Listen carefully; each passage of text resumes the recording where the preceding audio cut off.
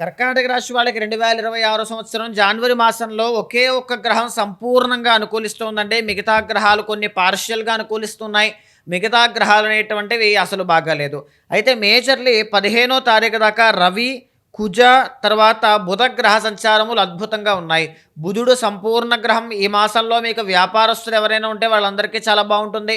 ఎడ్యుకేషన్‌లో మంచి గ్రోత్ కనబడుతుంది. ట్రావెలింగ్స్ అనేటువంటివి కనబడతాయి. కుటుంబ సభ్యులతో కలయిక కనబడుతుంది. విందు వినోద కార్యక్రమాల్లో పాల్గొనే యోగం కనబడుతుంది.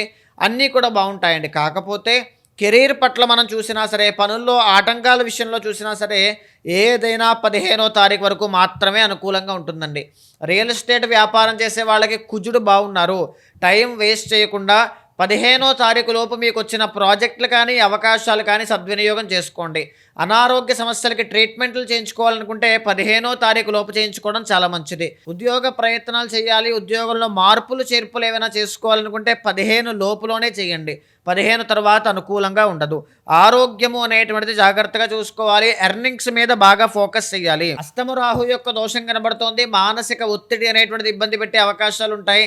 సంతృప్తి అనేటువంటిది లేకపోవడం, ఏదో ఒక విధంగా మనోవేదన అనేటువంటిది ఈ మాసంలో ఇబ్బంది పెడుతూ ఉంటుంది. బట్ స్లైట్లీ మీకు బుధుడు బాగున్నారు కాబట్టి కుటుంబ వాతావరణంతో ఆనందంగా ఉండేటువంటి క్షణాలన్నీ కూడా కనబడతాయి. ఈ మాసంలో తప్పకుండా మీరు చేయాల్సింది ఏంటి అంటే మహాలక్ష్మీదేవి యొక్క ఆరాధన అండి. మహాలక్ష్మీదేవికి తామర పుష్పాలతో అర్చించండి శుక్రవారం.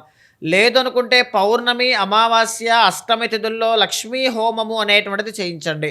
ఈ మాసంలో దిగ్విజయాలు అనేటువంటివన్నీ కూడా మహాలక్ష్మి ఆరాధన వల్లే మీరు చూస్తారు.